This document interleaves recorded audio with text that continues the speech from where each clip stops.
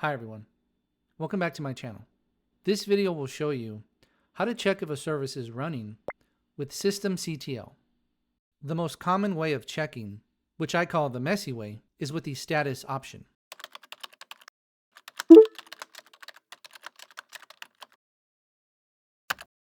The output is a little noisy and does take a few seconds to find the answer you are looking for. You can improve this output a little bit, but it does require more typing.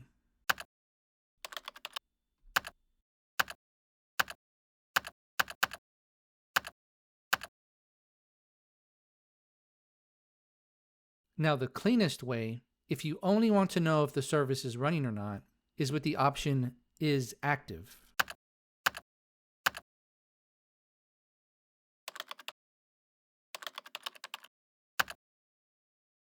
If you need to view the most recent logs, in addition to the status of the service, the first option is ideal.